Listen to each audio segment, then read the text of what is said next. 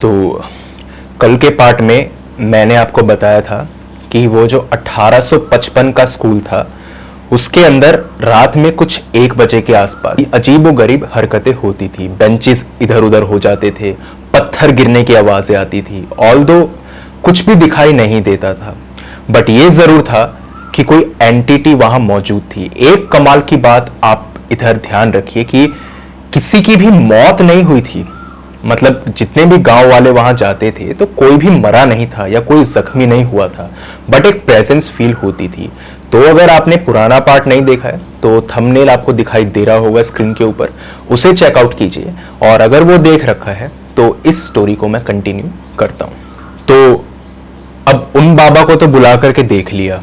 उन बाबा ने तो भाई अपनी धोती में ही यहाँ पर पेशाब कर दिया था, धोती ही गीली कर दी। तो लोग समझ चुके थे कि ये बाबा जो है ढोंगी है, इनके बस की कुछ नहीं है, सिर्फ कहने के हैं ये और करने में कुछ नहीं है, इनके बस की कोई काम नहीं है। तो हमें किसी ज्ञानी पंडित की मदद लेनी होगी। तो वहां पे उन्होंने एक ज्ञानी पंडित को बुलाने के बारे में सोचा। और अब ये हो चुका था हाल पूरे गांव के अंदर कि वो स्कूल वाली बात पूरे गांव में फैल गई। अब तक तो भाई सरपंच ने सबको कहा था कि अपना मुंह बंद रखना, किसी के सामने मुंह मत खोलना, लेकिन कब तक कोई कितना ही मुंह बंद रखेगा, कभी ना कभी तो कोई ना कोई तो चुगली कर ही देगा ना। और वो हुआ भी। तो अब पूरे गांव में ये बात फैल गई कि भैया स्कूल के अंदर यहाँ पे ऐसा ऐसा होता है। एक की बात 4 लग करके किस तरीके से बढ़ जाती है ये मुझे बताने की जरूरत नहीं है। हम सभी इस चीज से वाकिफ हैं कि बात होती कुछ और है और गई कुछ और। कि भाई यहाँ पर तो चुड़ैलों का आतंक है, यहाँ पे तो जिन्नों का वास है, यहाँ पे ये है वो है।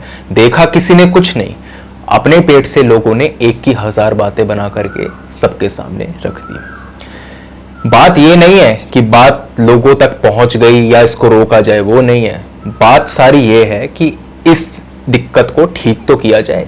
कल को बच्चे पढ़ने जाएंगे तो उन्हें कहीं कोई प्रॉब्लम ना हो। ऑल्दो कभी कोई प्रॉब्लम नहीं हुई, स्कूल के अंदर बच्चे पढ़ते थे। ऋतिक जिन्होंने स्टोरी मुझे भेजी है वो खुद इधर 4th या 5th क्लास तक पढ़े हैं, आगे भी पढ़े हैं वो स्कूल के अंदर, उन्हें कभी कोई इश्यू नहीं हुआ।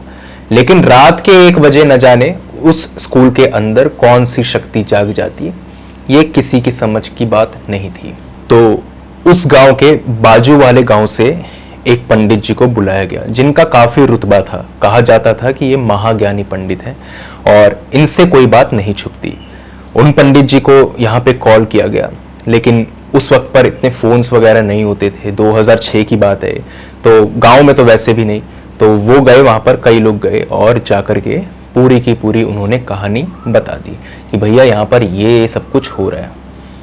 पंडित जी ने कहा ठीक है, सभी लोग ये बात बोल रहे हो तो बात तो तुम्हारी झूठी नहीं होगी, लेकिन एक बात बताओ, तुम में से किसी की तबीयत खराब हुई, किसी को उल्टी आई, किसी की मौत हुई? उन्होंने कहा नहीं पंडित जी, ऐसा तो कुछ नहीं हुआ।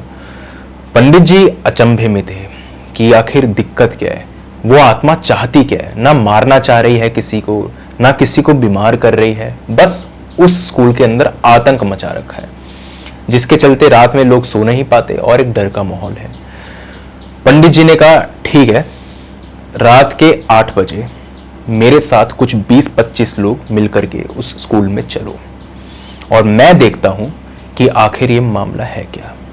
अब ये बात पूरे गांव में फैल गई कि भैया पंडित जी आने वाले हैं और रात में इस स्कूल की तहकीकात की जाएगी। पंडित जी जब वहां पहुंचे तो उन्होंने देखा कि कुछ 75% गांव जो है वो उस स्कूल के अंदर पहुंच चुका है, उस स्कूल के आसपास घेर करके खड़ा हुआ है उसको, क्योंकि सभी लोग देखना चाहते थे आज कि भाई भूत क्या करता है। जिन्होंने नहीं देखा वो देखने के लिए आ गए। बाकी कुछ जो बचे होंगे यहाँ पे 50-100 जिनको बहुत डर लगा था, उन्हें छोड़ करके बाकी लगभग सभी लोग आ गए थे। पंडित जी ने कहा ठीक है, 8 बजे का वक्त है, 8 बजे हम देखते हैं कि यहाँ पे आखिर मामला है क्या। पंडित जी उस रात में 12 बजे तक वहां खड़े रहे, कोई हंगामा नहीं हुआ। लोगों ने कहा था 1 बजे ये शोर शुरू होगा। 1 बज गए, 2 हो गए, 3 हो गए, लेकिन भैया आज तो पत्थर की आवाज आ ही नहीं रही थी। सरपंच ने भी ये बात बोली थी कि जब भी मैं लोगों के साथ यहाँ पे आता था तो ये आवाज़ें बंद हो जाती थी, और आज भी आवाज़ बंद है। पंडित जी में हिम्मत थी, वो अकेले गए, पूरा स्कूल का उन्होंने चक्कर मारा, एक एक कमरा खोल करके देखा कि यहाँ पे कुछ अनयूजुअल एक्टिविटी तो नहीं है, बट कुछ भी अनयूजुअल वहाँ नहीं था। पंडित जी आ गए, उन्होंने कहा भाई मुझे तो कुछ अनयूजुअल लगा ही नहीं और मुझे कुछ ऐसी चीज़ महसूस नहीं हुई। गांव वालों ने कहा पंडित जी आप यहाँ खड़े हैं तो हमें भी कुछ अनयूजुअल फील नहीं हो रहा, लेकिन विश्वास मानिए रात में ये आवाज़ें आती हैं, आप 2-4 दिन और इस चीज़ को करके देखिए, आपको खुद पता लगेगा। अगले दिन पंडित जी फिर रुके, और इस बार गांव के इतने लोग तो नहीं थे, बट ठीक ठाक लोग थे, 25-30% लोग थे इधर। फिर कोई आवाज़ नहीं। भाई सरपंच ने कह दिया देखिए मैंने आपको पहले ही कहा था, मैं इनकार नहीं कर रहा कि भूत प्रेत नहीं है ज़रूर, मगर पता नहीं लोगों के होने से उसको क्या दिक्कत है, वो कभी सामने आता ही नहीं। पंडित को भी बात समझ में आ रही थी। अगले दिन पंडित ने कहा मैं यहाँ पे अकेले जाऊंगा, मेरे साथ में कोई मत आना, मैं अकेले उधर जाऊंगा, उधर इंतजार करूंगा और देखता हूं मैं कि आज पत्थरों की आवाज आती है या नहीं। पंडित जी इस बार अकेले चले गए। उनका एक मास्टर प्लान था कि भाई जो 20-25 लोग हैं वो बैकअप के तौर पे इधर उधर डिस्ट्रीब्यूट हो जाए, स्कूल के आसपास ना भटके और सोए ना वो लोग। ऐसा ही हुआ। रात के 1 बजे दोबारा से पत्थर गिरने की आवाज आनी शुरू हो गई। पत्थर गिर रहे थे, बेंचेस उथल पुथल हो रहे थे, चेयर्स को कोई उठा के फेंक रहा था। ये सब कुछ पंडित ने देखा।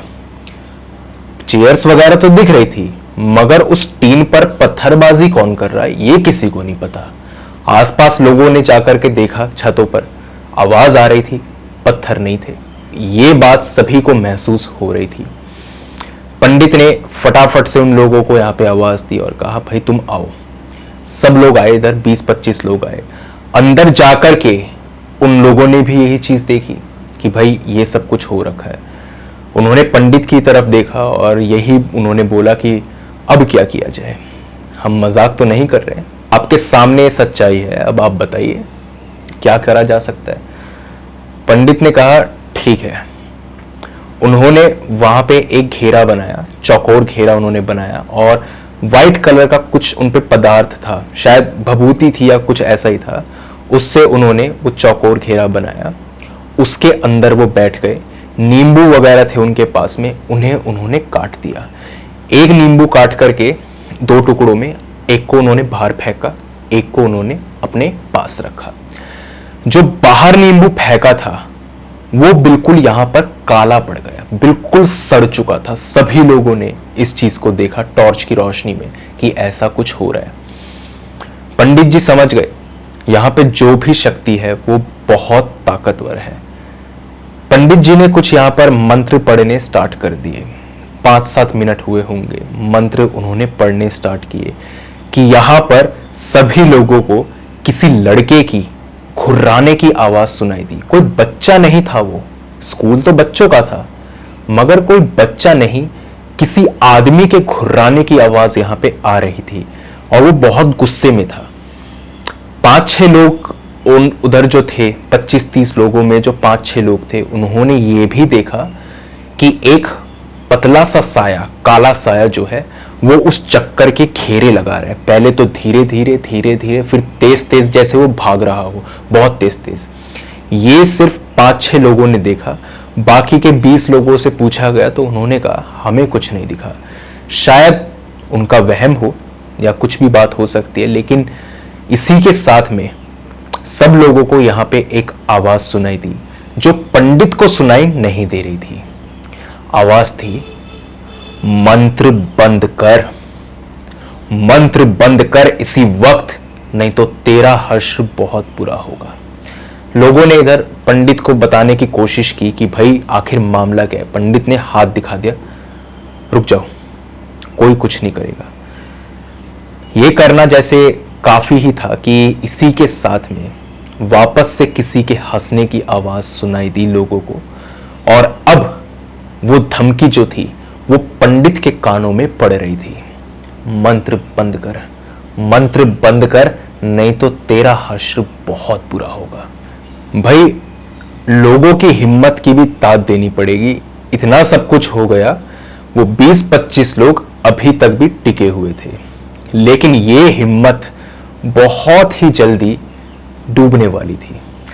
अब लोगों को यहां पे पत्थर गिरने की आवाज नहीं सुनाई दे रही थी, ऐसी आवाजें सुनाई दे रही थी कि मानो चट्टानें गिर रही हो। बहुत भारी अंतर है। पत्थर तो मुश्किल से मुश्किल 50 ग्राम का होगा, 100 ग्राम का होगा, उससे भी कम होते हैं, 10-10 ग्राम के होते हैं। ये जो रोड़ियां वगैरह होती हैं, इनमें कितने ही वजन हो जाता होगा, 10-20 ग्राम, इससे ज्यादा तो नहीं। लेकिन अब उन्हें यहां पर 5-5, 10-10 किलो के पत्थर उस टीन के ऊपर गिरने की आवाज आती है, और ये आवाज इतनी तेज थी। एक तो टीन, उसके ऊपर अगर आप छोटा सा भी पत्थर फेंके तो पूरे मोहल्ले में आवाज फैले।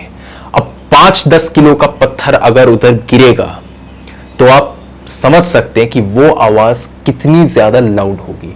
और ये सिर्फ एक पत्थर गिरने की आवाज नहीं थी, बारिश हो रही थी लगातार, धड़ाम, लगातार वो पत्थर गिरे ही जा रहे, गिरे ही जा रहे। ये आवाज जब आई तो भैया सारे के सारे वहां से 9-2-11 जितने भी लोग आए थे, पंडित को छोड़ करके, पंडित अभी भी अंदर बैठे थे, सारे लोग वहां से भाग गए। और सारे जब भाग करके बाहर आए तो उनकी नजर पीपल के पेड़ पर पड़ी। याद होगा आपको, फर्स्ट पार्ट में पीपल के पेड़ का जिक्र था। पीपल का पेड़ नीचे गिरा हुआ था। भाई आंधी तूफान तो आया नहीं, बारिश वगैरह का कोई संकेत था नहीं, तो नीचे कैसे गिरा हुआ है? उनको मालूम था वो जो बाबा थे उनके साथ में क्या हुआ था, जिन्होंने अपने यहां पर धोती गीली कर दी थी, उनको उनका हाल मालूम था। लेकिन आज उन्होंने खुद देखा कि वो पीपल का पेड़ नीचे गिरने के बाद में वापस से स्ट्रेट खड़ा हो गया। हवा नहीं चल रही थी, लेकिन उस पीपल के पेड़ को देखते हुए ये चीज कोई भी फील कर सकता था कि जैसे कि यहां पर बहुत ही भयानक तूफान आ रहा हो। हवा किसी को महसूस नहीं हो रही थी, सिर्फ उस पीपल के पेड़ पर ही थी। ये सब कुछ ऋतिक के मामा ने भी देखा था। वो पेड़ वाला सीन जो था वो उन्होंने भी देखा था, वहीं पर वो मौजूद भी थे। ऋतिक बताते हैं आज तक भी उन्हें इतना डर लगता है कि डेली शिव जी की और बजरंग बली जी की पूजा वो करते हैं। वो जो चीज है, वो रूटीन है, उन्होंने तोड़ा नहीं है। और अगर कोई उनसे इसके बारे में जिक्र कर ले तो भैया उनके रोंगटे आज भी खड़े हो जाते हैं, भले ही किसी ने कोई नुकसान उन्हें ना पहुंचाया हो। सभी लोग यहाँ चिल्लाते हैं और पंडित को बोलते हैं, पंडित जी बाहर आइए, देखिए यहाँ क्या हो गया, हम लोग मर जाएंगे, जल्दी आइए। पंडित ने भी अपने मंत्र रोके और वो उस घेरे से बाहर निकल गए। अब अगर कोई विद्वान पंडित होता ना तो वो ऐसा करता नहीं, क्योंकि उसे मालूम होता कि एक जो आत्मा है वो यहां से अगर जाने वाली है तो इस तरीके की हरकतें वो दिखाएगी। फिल्मों में भी आपने देखा होगा, ये जो होती है हॉलीवुड मूवीज वगैरह, बॉलीवुड हॉरर मूवीज, इनमें होता ही है कि पूरा क्रियाक्रम होता है, उसके बाद में ही वहां से एग्जिट लिया जाता है। चाहे तो कर्ण पिशाचनी को अगर कोई बुलाता है तब भी ऐसे ही होता है। ये तो नहीं कि एक दिन पूजा करी अगले दिन भाग गए, ऐसा कभी कोई नहीं करता, और करता है तो नतीजा आप जानते हैं। पंडित जी ने आवाज सुनी, वो उठे और वहां से भागने लगे। जैसे ही वो उठे किसी ने उनकी चोटी पकड़ी और उन्हें यहां पर जमीन पे पटक के मारा। बहुत तेज वो जमीन पे पटके गए और इसी के साथ में किसी ने उनकी बॉडी को घसीटा और पीछे जो बेंच होता है ना, उसके नोकीला पार्ट जो होता है वो उनकी गर्दन में गड़ गया। ज्यादा गड़ चुका था वो, माइनर इंजरी तो नहीं थी, तो ब्लड लॉस उनको काफी हुआ। वो उठ के भाग रहे थे कि तभी एक लड़के की आवाज उनके कानों में पड़ती है, अगली बार यहां मत आइयो, मुझे दुखी करना बंद कर, अपना भला चाहता है तो चुपचाप इन गांव वालों को लेके यहां से निकल जा, भाग यहां से।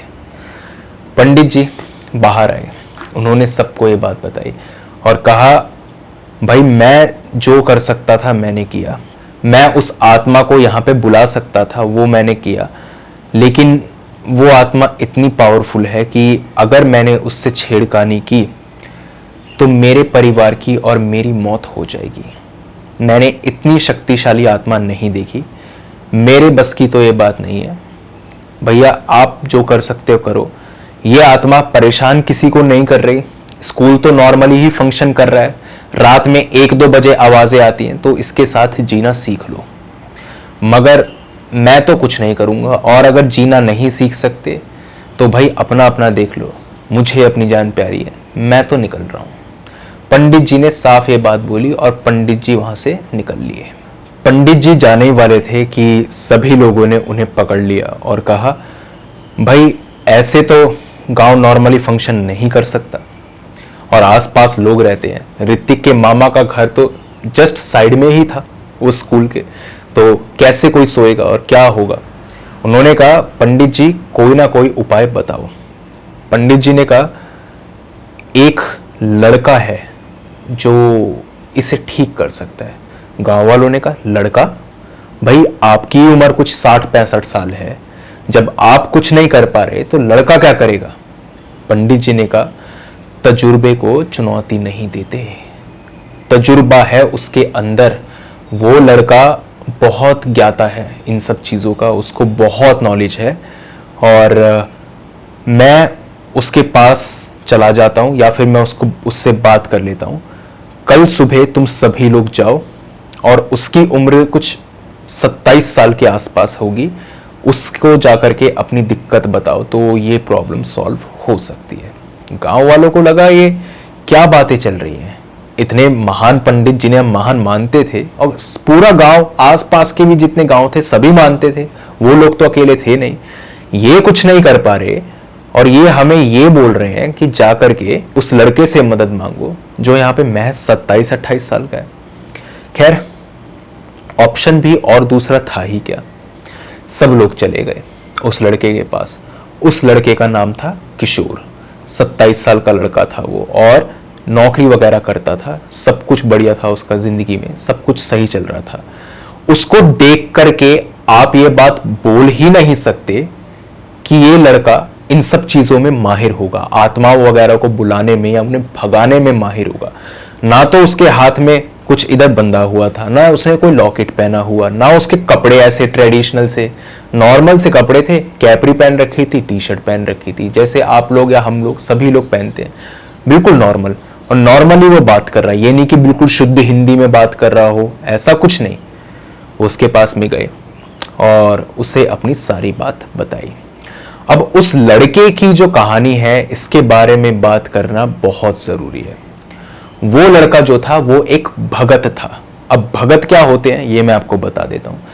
ऋतिक ने जो इधर मेंशन किया है, भगत कुछ इस किस्म के लोग होते हैं कि एक सर्टेन पीरियड ऑफ टाइम के अंदर ऐसा माना जाता है कि इनके अंदर कोई देवी या देवता आ जाते हैं, और ये उस वक्त पर कुछ भी कर सकते हैं, किसी की प्रॉब्लम को सॉल्व कर सकते हैं, और इसी के साथ साथ किसी भी भूत प्रेत को ये भगा सकते हैं।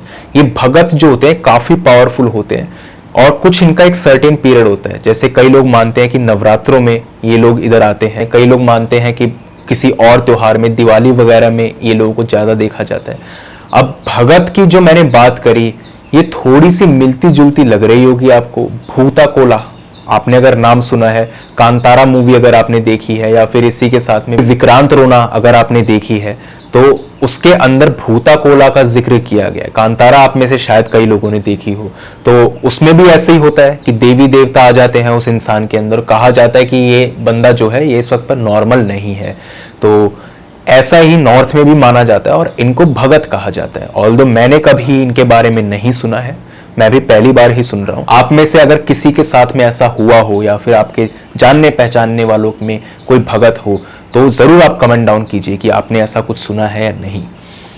तो उसके पास में गए वो लोग और उन्हें सारी बात बता दी। भगत के बारे में एक बात और बता दूं कि जब किसी भी आदमी के ऊपर इस तरीके की पावर आती है, या फिर वो इस तरीके से बिहेव करता है, तो 5-10 लोग भी अगर लग जाए ना, तो भी उसे कंट्रोल नहीं कर सकते। फिजिकल स्ट्रेंथ होती है या क्या होता है पता नहीं, लेकिन उस वक्त पर उसकी अपीयरेंस और उसका बिहेवियर इतना ज्यादा अजीब होता है कि आधे से ज्यादा लोग तो वहीं डर जाते हैं। भूत को देख के तो आप बाद में डरेंगे, लेकिन जिस तरीके से वो जीता जागता इंसान आपके सामने हरकतें करता है, आपको सही में बहुत डर लगेगा। जैसा मैंने कहा भूता कोला वाली बात, तो वैसा ही कुछ होता है। अगर आपको भूता कोला के बारे में वीडियो चाहिए तो मुझे बताइए, भूता कोला की वीडियो भी मैं ला दूंगा। तो ऐसा ही हुआ।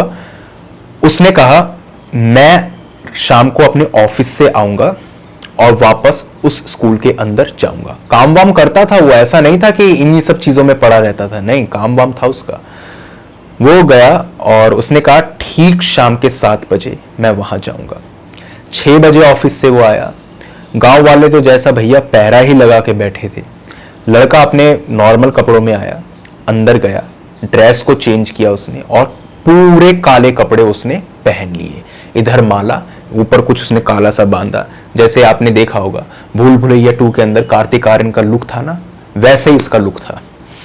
उसके पास में एक पोटली थी, वो भी काले रंग की, कंप्लीट ब्लैक। वो वहां पर गया और उसने गांव वालों को कहा अंदर आने की जुर्रत मत करना। मैं चीखूं, चिल्लाऊं, मदद के लिए बुलाऊं या फिर खुद आकर के बालकनी से कहूं मुझे बचाओ या अंदर आओ, अंदर मत आना, क्योंकि ऐसा हो सकता है तुम अंदर आए तो तुम्हारा शिकार हो जाए, मेरा कुछ नहीं होगा।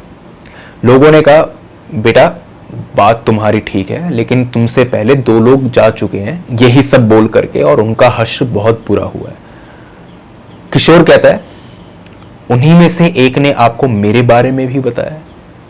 तो आप समझ सकते हैं अगर वो मेरे बारे में बात कर रहे हैं तो कुछ तो बात होगी फिर।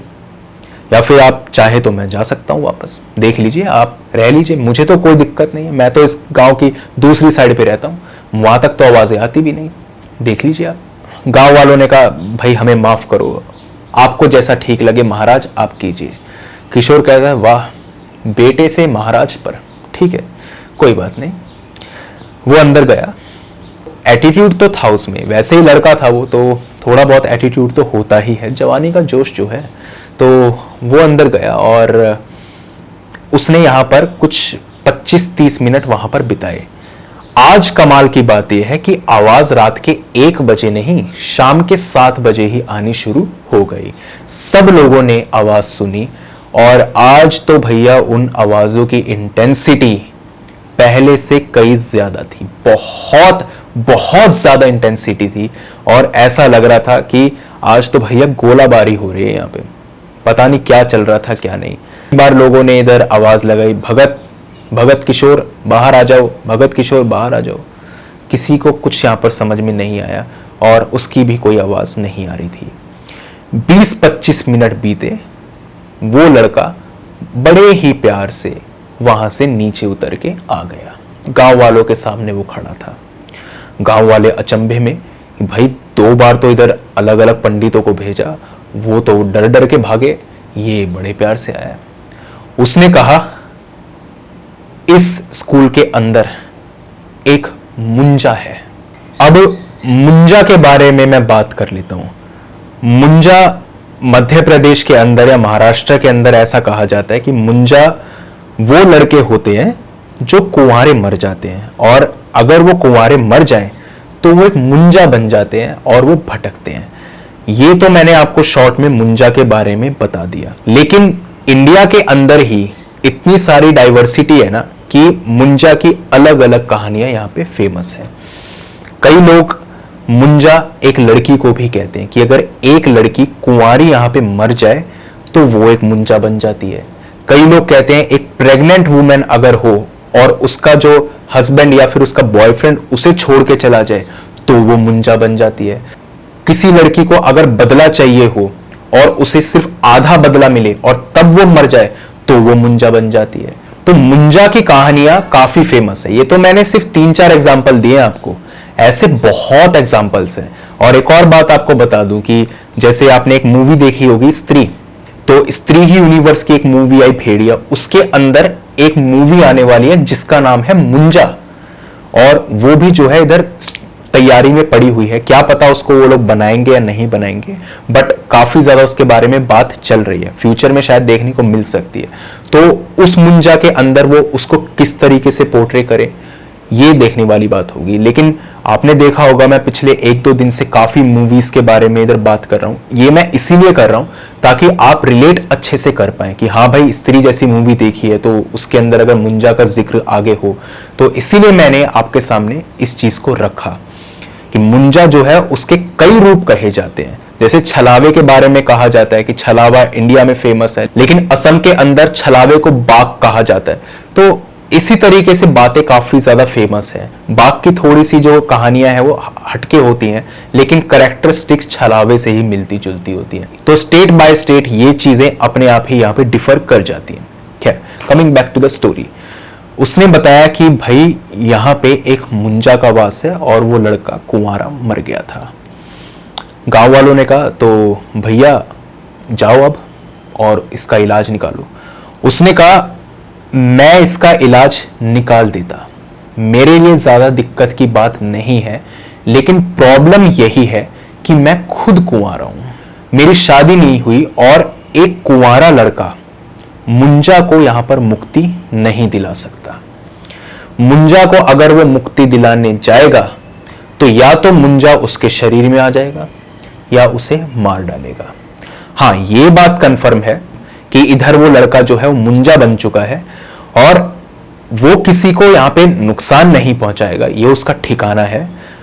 कोई ना कोई बात ऐसी जरूर हुई है यहां पर कि ठीक रात के 1 बजे ही ये शोर शराबा होता है।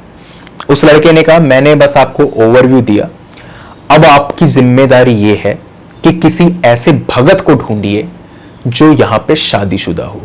बात ज्यादा दिक्कत की नहीं है, ये लड़का चला जाएगा। गांव वालों ने देखा कि उस लड़के की आंखों में कुछ झूठ है, जैसे वो कुछ छुपा रहा हो। तो उन्होंने उससे पूछा कुछ छुपा रहे हो? उस लड़के ने कहा नहीं। वो लड़का यहाँ पे चल पड़ा। गांव वालों को भी लगा कि बात शायद यहाँ पे नहीं की जा सकती, तो वो साइड में गए और उस स्कूल से यहाँ पे कुछ 100 मीटर की दूरी पर वो आ गए। अब उन्होंने उससे पूछा कि बात क्या है। उसने कहा मैंने आपको बताया कि मुंजा है इधर, और उस लड़के के बारे में और भी इंफॉर्मेशन थी जो मैंने यहाँ पर उस वक्त पर शेयर नहीं करी। हो सकता था कि शायद वो लड़का यहाँ भड़क जाता, ये मेरी अजम्पशन है। हो सकता था वो भड़क जाता या फिर हमला कर सकता था, तो इसीलिए साइड में आकर के बात करना ही ठीक है। तो उन्होंने पूछा कि भाई मामला क्या है, तो कौन से लड़के की आत्मा भटक रही है? तो उसने कहा यहाँ पे एक जीतू नाम के लड़के की आत्मा है जो भटक रही है। गांव के सभी लोग हैरान कि जीतू की आत्मा, वो उसको जितिया जितिया कहते थे, सभी लोग गांव के जितिया जितिया उसे कहते थे, तो उसकी आत्मा यहाँ पे भटक रही थी। तो उन्होंने कहा कि ये चीज कैसे पॉसिबल है, क्योंकि जीतू को मरे हुए तो 4 साल हो चुके थे, और अगर उसकी आत्मा भटक भी रही है तो अभी तक किसी को क्यों कुछ नहीं पता चला? ये बड़ी दिक्कत की बात थी। उन्होंने आगे पूछा कि क्या हुआ, तो गांव वालों ने आगे बताया कि भाई इधर जो जीतू था उसको शराब वगैरह की, जुए की, इन सब चीजों की आदत थी। विमल वगैरह, गुटखा वगैरह भी बहुत खाता था वो, और यही बात फेमस थी कि वो लड़का जो है इस जगह का सबसे ज्यादा बिगड़ा हुआ लड़का है। औरतों को भी वो गंदी नजरों से ही देखता था, तो कोई भी लोग जो थे वो उसके आसपास नहीं रहना चाहते थे, ना ही उससे बात करते थे। कम्युनिकेशन भी कट था, लेकिन फिर भी वो लड़का बस अपनी ही धुन में मस्त रहता था, उसे कोई लेना देना किसी से नहीं था। जीतू के जो पेरेंट्स थे वो काफी अमीर थे, एंड खास तौर से उसके पापा जो थे वो काफी अमीर थे। और सुना होगा आपने कि भाई अमीर बाप की औलादें बिगड़ जाती है। ये चीज जीतू के केस में सही होती हुई दिख रही थी। वो जुए का इतना ज्यादा आदी हो चुका था कि उसने एक जमीन का हिस्सा जो उसके फादर ने उसके नाम पे किया था, वो जमीन का हिस्सा भी उसने यहाँ पर बेच डाला था, और उसके बाद में जो उसको पैसे मिले उससे भी उसने जुआ खेला और उससे भी वो हार गया। अब जब से ये चीज हुई तो उसके जो फादर थे वो भी उससे खफा हो गए थे कि भाई तूने ऐसे जमीन बेच दी और ये सब कुछ कर दिया, तो वो भी उससे काफी ज्यादा नाराज थे इस चीज को लेकर के, और उन्होंने भी उसकी मदद करनी अब बंद कर दी, पैसे देने बंद कर दिए। उसने यहाँ पर बाहर से पैसे उठाए, 50,000 रुपये तक उसने उठा लिए। 2002 की बात मैं कर रहा हूँ, उससे पहले की। 2002 में तो वो मरा था, उस वक्त पे उसने 50,000 रुपये उठाए, वो भी गांव से, तो बहुत बड़ी बात होती है। और वो भी उसने उठा करके जुए में ठोक दिए, उसे भी वो हार गया। और अब जो इधर लेनदार थे भाई, उनका प्रेशर अलग से कि भाई पैसे ला करके दो, वो कहता मैं पैसे नहीं दे सकता, तो वो उसको मारने पीटने की धमकी देते। ये सब बातें चल रही थी।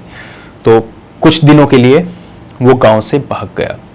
अब लेनदार जो थे वो उसके फादर के पास गए और उनसे कहा कि ठाकुर साहब अब पैसे आप देंगे। तो उनकी जो माँ थी, बेसिकली जीतू की माँ जो थी, उन्होंने कह रखा था अपने हस्बैंड को कि इसको पैसे वगैरह नहीं देने। ऑल्दो कोई पैसों की कमी नहीं थी, लड़का भी इकलौता ही था, बट स्टिल वो लोग यही चाहते थे कि ये वापस ट्रैक पर आ जाए।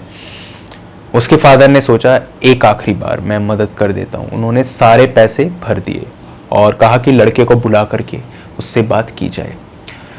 लड़के को बहुत ढूंढा गया, लड़का नहीं मिला, बट थोड़े दिनों के बाद में वो मिल गया। उसे घर पे लाया गया और उसको कहा गया कि तुम ये सब काम करना छोड़ दो। थोड़े दिनों तक तो वो ठीक रहा, लेकिन एक कहावत आपने सुनी होगी कि जुए की आदत छूटती है क्या? जुआ और शराब ये छोड़ना बहुत मुश्किल है। यही कुछ था उसके साथ में भी। अब दोबारा वो जुआ खेलना चालू हो चुका था। वो चोरी छुपे जुआ खेलता था। उसके फादर ने एक बार उसे रंगे हाथ पकड़ लिया। उन्होंने उसे वहीं पर डंडे से सूतना शुरू कर दिया। बहुत मारा उसे, खूब पीटा और उसको पीटते पीटते वो घर पर लेकर के आए। इधर जो जीतू था उसका भी पारा हाई हो चुका था। उसने भी अपने फादर पर यहाँ पर आज हाथ उठा दिया और हाथ उठा करके वो यहाँ पे भागते हुए स्कूल के अंदर घुस गया। स्कूल के अंदर उस वक्त पर जो है कंस्ट्रक्शन का काम चल रहा था, रेनोवेशन जिसे हम कहते हैं, वो हो रहा था। तो कंकड़ पत्थर पड़े हुए थे भाई। अब फादर वहां पर आए तो उसने अपने फादर को यहाँ पे गाली बकनी शुरू कर दी, ये तुम्हारी वो सब कुछ उसने बोलना शुरू कर दिया। फादर ने भी उसको बहुत सुनाया और उसने यहाँ पर अपने फादर के ऊपर पत्थर मारने शुरू कर दिए। बहुत तेज तेज वो पत्थर मार रहा था और वो इधर कोने पे खड़ा हुआ था। तो वो जो टीन था ना, टीन बेसिकली वो नीचे रखा हुआ था, छत कवर्ड नहीं थी उस वक्त पे, शायद कुछ काम चल रहा होगा, छत कवर्ड नहीं थी। तो उसके फादर जब पत्थर मार रहे थे तो टीन पर जाकर के लग रहा था, लगातार टीन पर लग रहा था। एक दो बार उसे भी लगा। फादर जो थे वो उससे काफी ज्यादा दुखी हो चुके थे और उनको भी काफी चोट आई थी। बहुत तेज पत्थर मार रहा था वो लड़का। और उसके फादर ने उसे कह दिया अपना मुंह कहीं और जाके काला करा, मेरे घर में ना घुसने की जरूरत नहीं है। तू जो भी करे करे, हमें तेरे से कोई लेना देना नहीं है। तेरा मेरा रिश्ता खत्म, हमेशा हमेशा के लिए। जीतू को ये बात सुन के बुरा लगा। अब ये स्टोरी कुछ गांव वालों ने अपने पर्सपेक्टिव से बताई थी कि भाई ऐसा ऐसा हुआ। उधर दूसरे गांव वाले बोलने लगे उसी कोई किशोर भगत को, ऐसा नहीं था, जीतू तो बहुत अच्छा लड़का था, हमने उससे कई बार पैसे मांगे हैं तो उसने हमें पैसे दिए हैं, रिश्तेदारों को भी पैसे देता था और हाँ जुआ वगैरह वो खेलता था, शराब की आदत भी थी, लेकिन कहा जाता है कि उसका बाप उससे ज्यादा बड़ा जुआरी था। उनके घर के अंदर कुछ ऐसे राज दफन है जिनका खुलासा कोई आज तक नहीं कर पाया। जीतू की माँ ही थी जो जीतू को प्यार करती थी और वो तो ऐसी थी भी नहीं कि उसके ऊपर लगाम लगाए। ये जो ये बात बोल रहे हैं जनाब, यहाँ पर खड़े हुए बात बोल रहे हैं, ये बात झूठी है भाई। झूठ क्या सच क्या किसी को समझ में नहीं आ रहा था। बात सारी की सारी ये थी कि इधर जीतू की आत्मा भटक रही है। अब इसके ऊपर बहस करने का कोई मतलब नहीं था। हाँ ये जरूर था कि गांव बटा हुआ था और किसी को इसके बारे में खबर नहीं थी कि आखिर सच्चाई थी क्या, जीतू की सच्चाई क्या थी। सारी बातों का मोल ये था कि जीतू शराबी था, जुआरी भी था, लेकिन कई लोगों के लिए अच्छा, कईयों के लिए बुरा। इधर किशोर ने पूछा ठीक है लेकिन उसकी मौत कैसे हुई? तो उन्होंने कहा कि ऐसा कहा जाता है, कई लोग ऐसा कहते हैं कि जब उसके अपने फादर से लड़ाई हुई थी तो वो काफी ज्यादा टूट गया था। और आपको मैंने बताया था फर्स्ट पार्ट में कि वो जो गांव है वो एमपी बॉर्डर से जस्ट लगा ही हुआ है, तो खेत खलियान काफी ज्यादा है वहां पे, और जीतू के फादर के भी काफी ज्यादा खेत थे। तो वो बहुत डिस्टर्ब हो गया, उसने अपने फादर से बातें सुनी और अपने फादर पे उसने हाथ भी उठाया था, क्योंकि गांव वालों को मालूम था कि ऐसा कुछ हुआ है, क्योंकि जख्म दिखाए थे उसके फादर ने नेक्स्ट डे। वो काफी दुखी था और यही सब वो सोचता रहा। वो चला गया अपने खेतों की तरफ, चला गया चुपचाप, वो चल रहा था। तो आपने देखा होगा कि पेस्टिसाइड्स वगैरह होते हैं ताकि वो स्प्रे किए जाएं तो ये जो पेस्ट्स वगैरह हैं ये ना आ सके और खेतों को ये ख़त्म ना कर सके। उसे न जाने कहाँ से वो बोतल मिल गई, उसने वो बोतल उठाई और उसे पूरी पी गया। 2 से 4 मिनट बीते होंगे कि उसकी तबीयत अचानक से यहाँ पे गिरनी शुरू हो गई और काफ़ी ज़्यादा उसकी तबीयत यहाँ पे डाउन हो गई और लगातार वो वॉमिट कर रहा था। गांव वालों ने देखा था नेक्स्ट मॉर्निंग कि वहाँ पे वॉमिट पड़ी हुई थी, काले कलर की भी उल्टी थी और लाल भी थी। तो थोड़ा ग्रॉस हो गया आई नो, बट ऐसा ही था। तो ये सब कुछ पड़ा हुआ था और उसकी तबीयत लगातार खराब रही। वो यहाँ से भागा, खेत गीला था तो खेत में पैरों के निशान दिखाई दिए जाते हुए और वापस रिटर्न करते हुए पैरों के निशान दिखाई दिए। वो भागा और भाग करके वो स्कूल के अंदर आ गया। जिस स्कूल से वो भागा था उसको सुकून नहीं मिल रहा था और उस स्कूल के अंदर मतलब ये था कि रात में लाइटें नहीं चलती थी, वैसे ही लाइट नहीं होती गांव में, और तब तो अलग ही बात थी। दोपहर में आ जाए सुबह आ जाए तो बात अलग है, वैसे गांव में लाइट नहीं थी और वो इधर चुपचाप बैठा हुआ था। पीपल के पेड़ के किनारे उसने सहारा लिया और वो चुपचाप यहाँ पर बैठ गया और वो ऐसे ही बैठा रहा। तब भी उसने वहाँ पे उल्टी करी और उसके बाद वो सो गया या कुछ भी हुआ होगा, ढंग से किसी को मालूम नहीं। लेकिन सुबह जब एक आदमी यहाँ पर बाथरूम करने के लिए खेतों की तरफ गया तो उसने देखा कि जीतू यहाँ पर मरा हुआ है, उसके मुंह से झाग निकले हुए हैं और ऐसा देख करके लग रहा था कि उसने जहर खा लिया। डॉक्टर को बुलाया गया तो डॉक्टर ने कहा ये लड़का 6 से 7 घंटे पहले ही मर चुका है, इसको बचाया नहीं जा सकता और बस अब तो इसका अंतिम संस्कार ही किया जा सकता है। उसके पेरेंट्स को इसकी खबर दी गई तो उसकी माँ तो डीप शॉक में चली गई। 3 दिन तक उन्होंने खाना भी नहीं खाया एंड उसके फादर जो थे वो भी काफ़ी ज़्यादा उदास थे। तो उन्होंने बताया कि ऐसा ऐसा हुआ था, प्रूफ भी था उनके पास में। अब सच्चाई किसी को नहीं पता।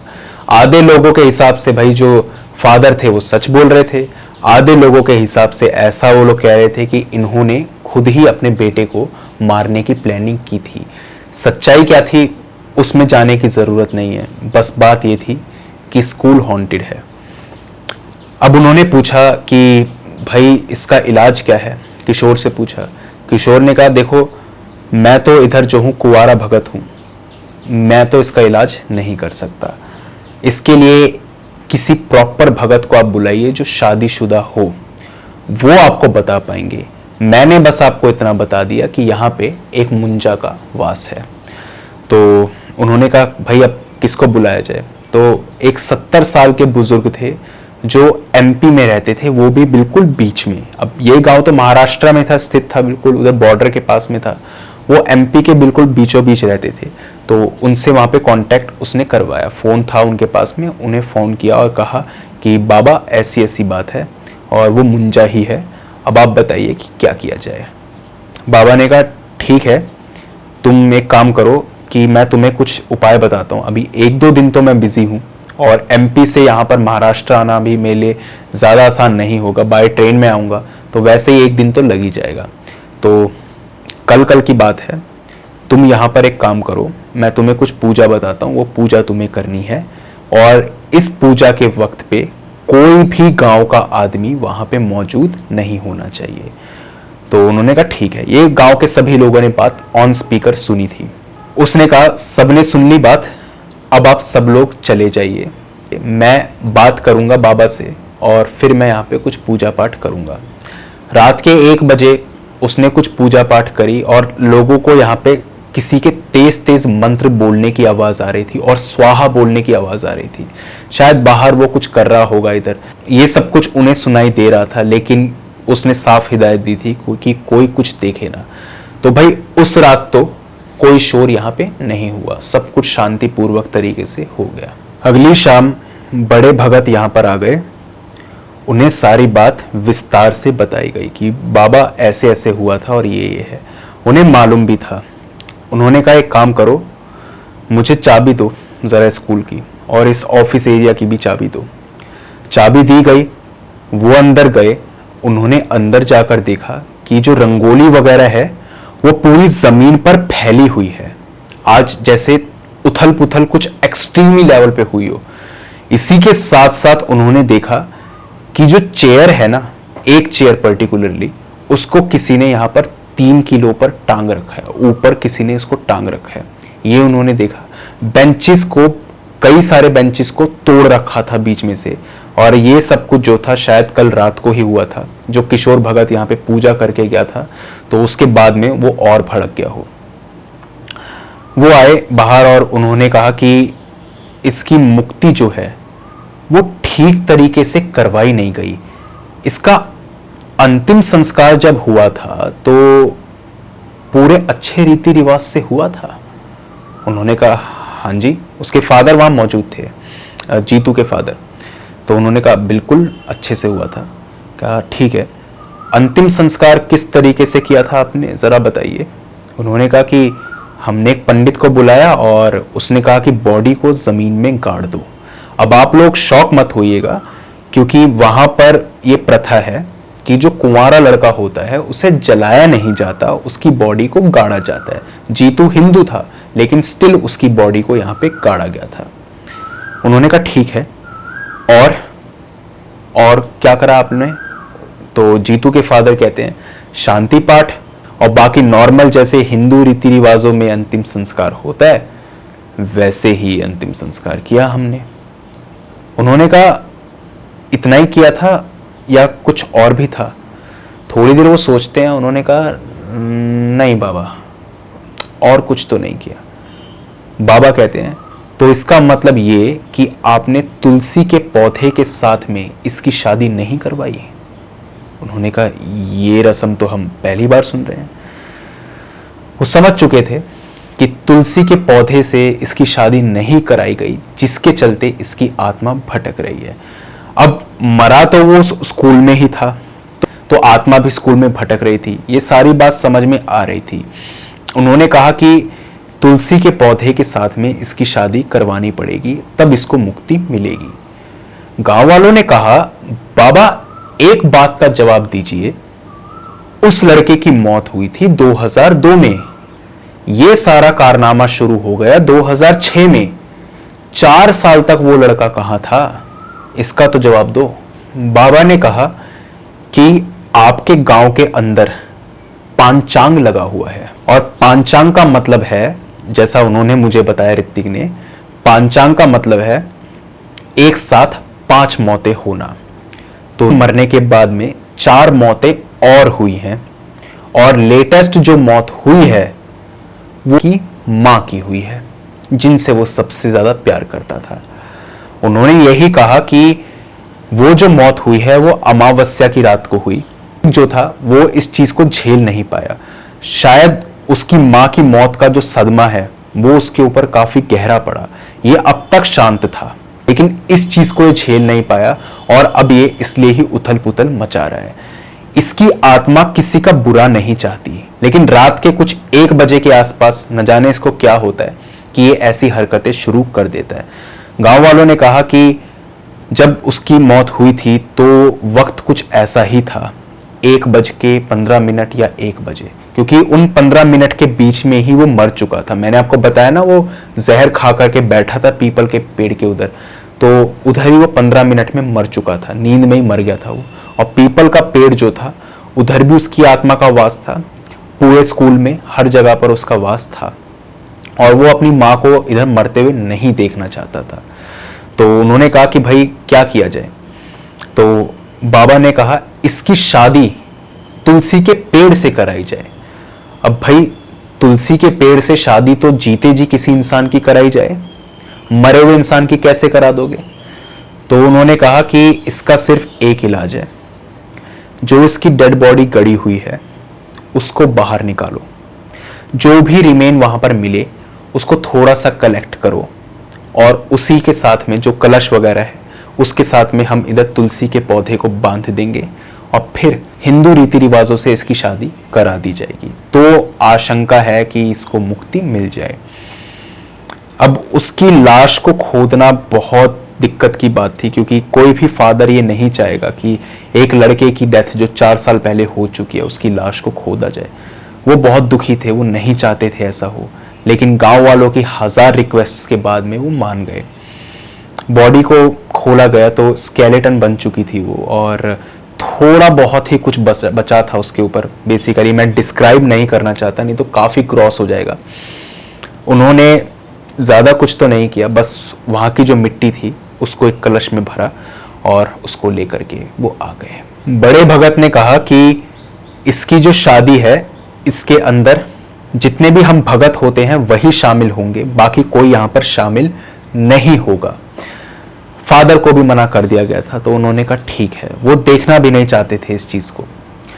उनको उन्होंने कह दिया कि आप सब लोग चले जाइएगा, और पूर्णिमा आने वाली है, आज से 6 दिन के बाद में इस प्रक्रिया को किया जाएगा, क्योंकि अमावस्या की रात में इनकी ताकत सबसे ज्यादा होती है एंड पूर्णिमा की रात में सबसे कम। खास तौर से मुंजा के बारे में उन्होंने बात बोली। उन्होंने कहा 6 दिन तक ये पत्थर वत्थर की आवाज झेलनी पड़ेगी आपको। 6 दिन गुजरे, बड़ी मुश्किल से गुजरे। लोगों को मालूम था अब समाधान हो ही जाएगा। 6 दिन के बाद में फाइनली उन्होंने यहाँ पर तुलसी के पौधे के साथ में उसके कलश की शादी करवाई। मंत्र वंत्र भी पढ़े, और लोगों ने ये तक भी देखा नहीं, सुना। लोगों ने ये सुना कि वो जो भगत थे वो पागलों की तरह यहाँ पर उछल रहे थे, कूद रहे थे। उनके पैरों के जमीन पे पड़ने की आवाज बहुत तेज थी, अजीब सी आवाजें निकाल रहे थे, और उनके पास में ढोल वगैरह थे उसको बजा रहे थे वो, जैसे पता नहीं कितने खुश हो। पहले तो ये खुशी का माहौल था, लेकिन बाद में ये माहौल डर में बदल गया। वो लोग यहाँ पर शायद तांडव भी कर रहे थे। वो 6-7 जितने भी भगत थे वो सारे यहाँ पर शिव जी का जो तांडव होता है उसको कर रहे थे। बहुत भयानक आवाजें वो निकाल रहे थे। इतना डर गांव वालों को उस लड़के के होने से नहीं लगा जितना इन 6-7 लोगों के होने से लगा। बहुत डर गए थे वो। और वो एक रात थी, और उसके बाद में ये सब कुछ रुक गया। बेसिकली जब ये प्रक्रिया शुरू हुई थी तो पत्थर तब भी गिर रहे थे, बहुत तेज गिर रहे थे, लेकिन बाद में उसकी इंटेंसिटी कम हुई और उसके बाद में बिल्कुल खत्म। थोड़ी देर के बाद में कुछ रात के 3-4 बजे वो सब लोग रुक गए। उन्होंने कहा कि शादी हो गई उसकी और उसको मुक्ति भी मिल चुकी है। वो खुद यहाँ से जाना चाहता था।